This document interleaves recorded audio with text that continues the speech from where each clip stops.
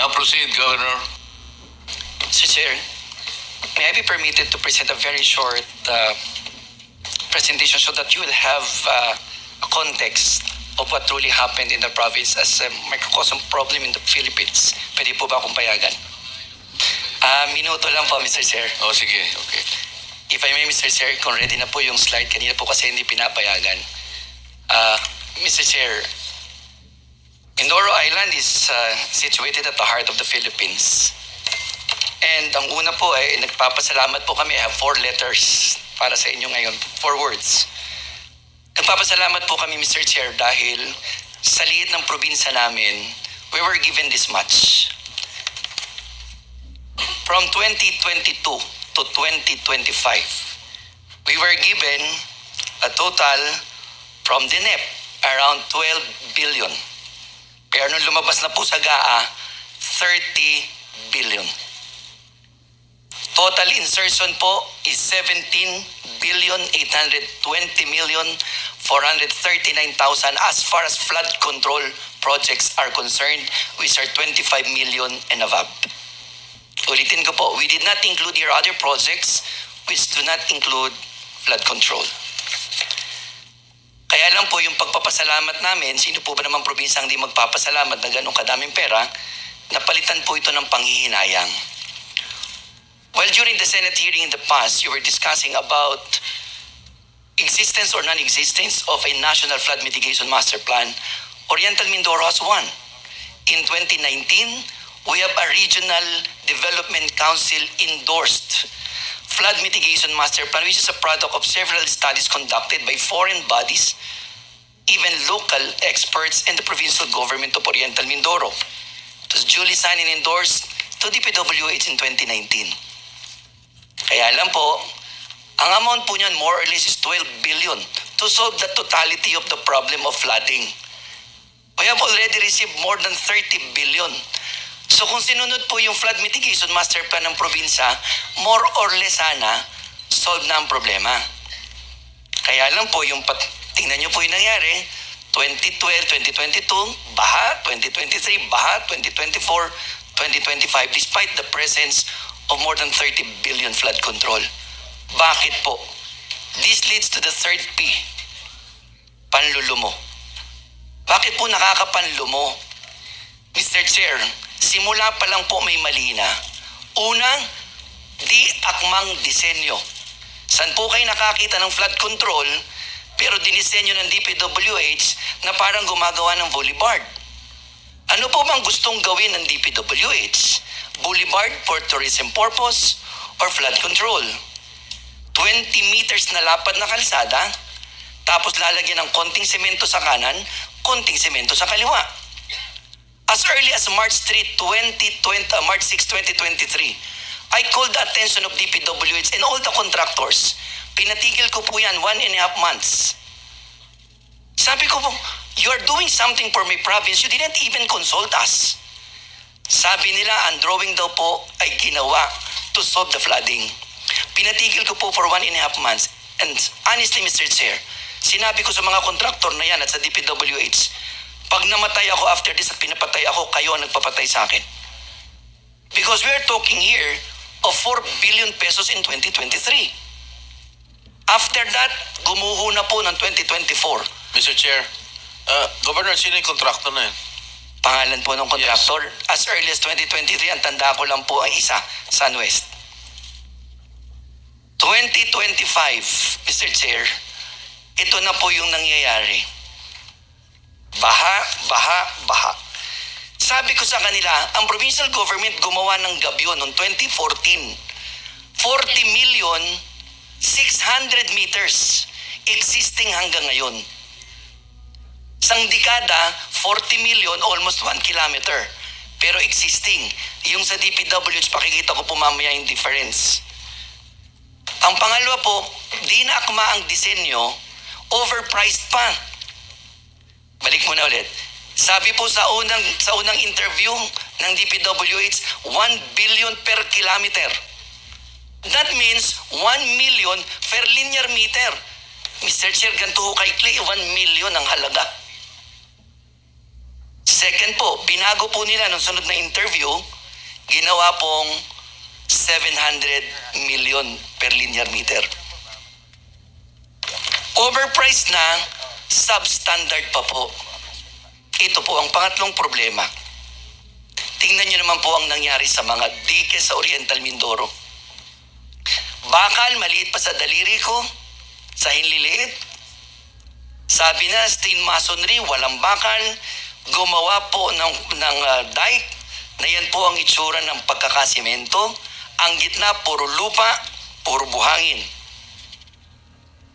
All projects, makikita niyo po. Labo-labong proyekto, different locations. Paano po ang pinakahuling nagtuldok ng substandard design? Nakakuha po ako finally kagabi ng isang disenyo, detailed engineering design, permado ng DPWH. Ang nakalagay po, Mr. Chair, ang dapat ibinabao ng kontraktor, 12 linear meters po ang sheet piles. Yan po'y permado nila. Pero kahapon lang po, bago ako pumunta ng Senado, ang actual po na sheet piles na ibinabaon, 3 meters. Yan po, maliwanag po. Kahapon lang po yan. Paano po hindi magiging substandard? Bakit po nila nagawa yan? Kasi ganito po oras nila ginagawa para maitago sa tao. Gabi, that is a picture taken 10:40 in the evening na nagbabao ng sheet piles. Mr. Chair, bukod po dyan, meron pa po ngayong nawawalang proyekto. Sabi nila walang ghost. Ang alam ko po, pag specific sa GAA ang sitio, specific ang barangay, dapat ang project naroon sa sitio, nasa barangay.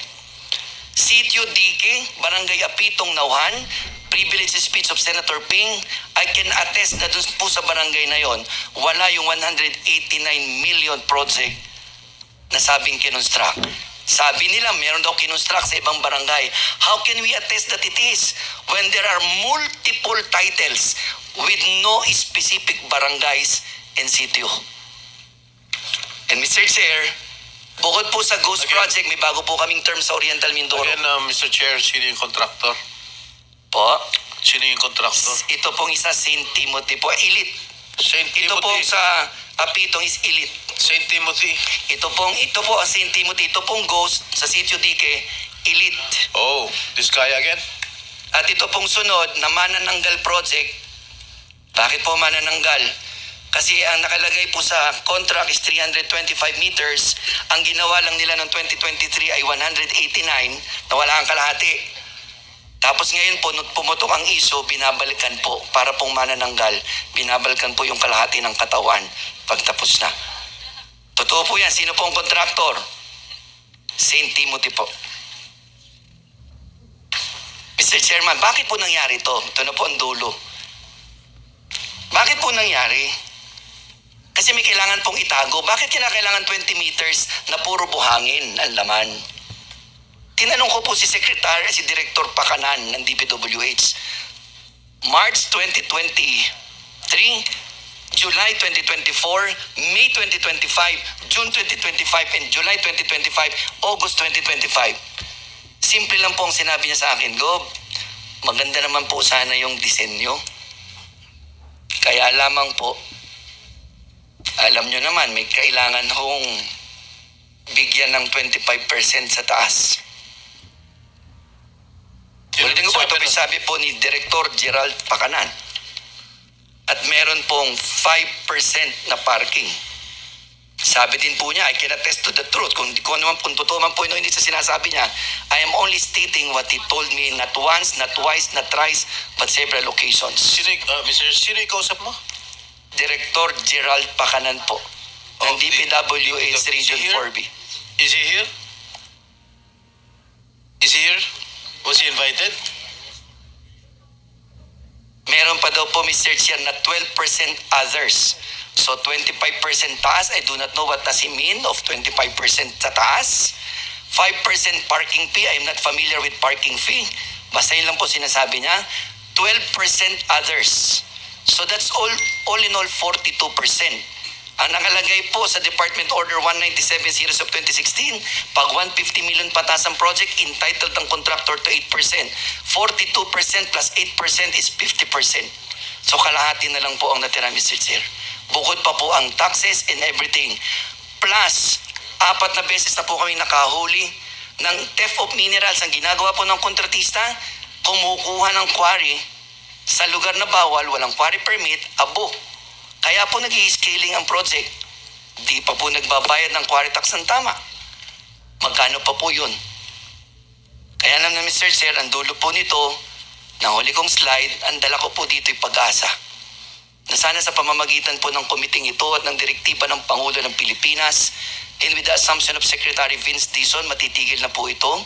Secondly, na yung pong dapat proseso sa ilalim ng batas na ang mga proyektong tulad nito ay ikinukonsulta sa ilalim ng Sections 25, 26, and 27 ng Local Government Code para sa mga lokal na halal at lokal na sanggunian ng bawat lokal na pamahalaan.